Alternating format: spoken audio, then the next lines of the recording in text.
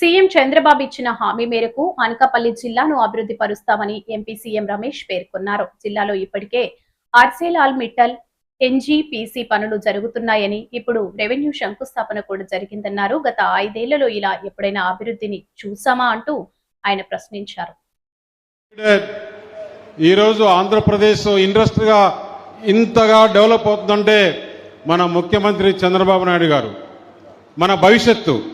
ఆయన ఇక్కడ ఈ సందర్భంగా విచ్చేసిన ప్రత్యేక ధన్యవాదాలు తెలియజేసుకుంటూ అభినందనలు తెలియజేస్తున్నాను. అలాగే ఈ రెన్యూ చైర్మన్ CEO అయిన సుమన్ సిన్హా గారికి, వారి శ్రీమతి వైశాలి నిగమ్ సిన్హా గారికి, సీనియర్ నాయకులైన మన శాసనసభ స్పీకర్ గారికి, మన లోకల్ ఎమ్మెల్యే అయిన సుందర విజయ్ కుమార్ గారికి, కొల్లు రవీంద్ర గారికి, మన అనకాపల్లి శాసనసభ్యులైన కొంతాల రామకృష్ణ గారికి, బండారు సత్యనారాయణ గారికి, కేఎస్ఎన్ రాజు గారికి, వేపాడ చిరంజీవి గారికి, మంతెన రామరాజు గారికి, మన అనకాపల్లి జిల్లా కలెక్టర్ విజయకృష్ణ గారికి, ఈ కంపెనీ CEO అయిన సంజయ్ వర్గీస్ గారికి, రామరాజు గారికి, మిగతా నాయకులకి అందరికీ ప్రత్యేకంగా అనకాపల్లి జిల్లా సోదరిమణులకి అందరికీ కూడా ప్రత్యేక ధన్యవాదాలు. సార్, మా అనకాపల్లి జిల్లా ప్రజల తరఫున ముఖ్యమంత్రి వారికి ప్రత్యేక ధన్యవాదాలు. ఎందుకంటే మీరు ఏదైతే ముందు జరిగిన ఎలక్షన్స్లో మాట ఇచ్చారో, అనకాపల్లి జిల్లాను అభివృద్ధి చేస్తాం, ఇండస్ట్రియల్గా తీసుకొస్తాం, ఇక్కడ యువతకి ఉద్యోగ అవకాశాలు కల్పిస్తామని మీరు ముఖ్యమంత్రిగా ప్రమాణ స్వీకారం చేసిన తర్వాత మొట్టమొదటిగా అనకాపల్లి జిల్లాకు వచ్చి ఈరోజు అనకాపల్లి జిల్లా అభివృద్ధి చేస్తామని చెప్పిన మాట అందరం గుర్తుపెట్టుకున్నాం సార్.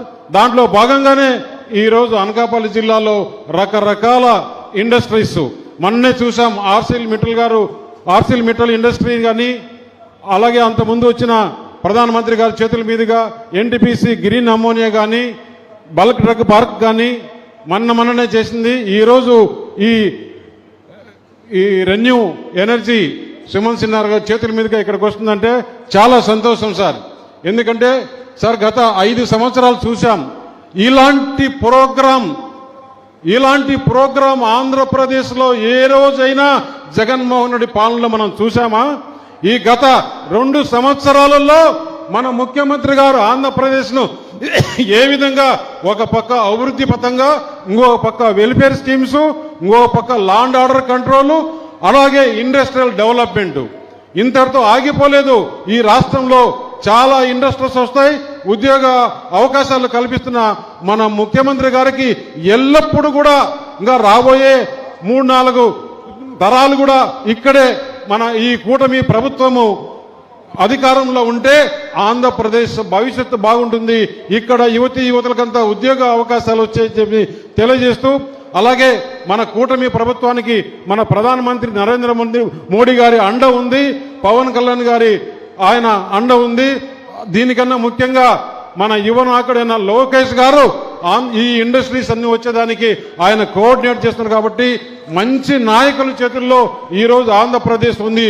అది ఎల్లప్పుడూ ఇలాగే ఉండాలి. దానికి మీ ఆశీర్వాదం కావాలని చెప్పి కోరుకుంటూ, Sumanji, I seen you are pan India, you are doing the all industries, clean energy, green energy, emission free. Not only this, in Andhra Pradesh there are lot of opportunities. You are very safe hands, in good hands. Our visionary leader Chandrababu Naidu is a industry friendly.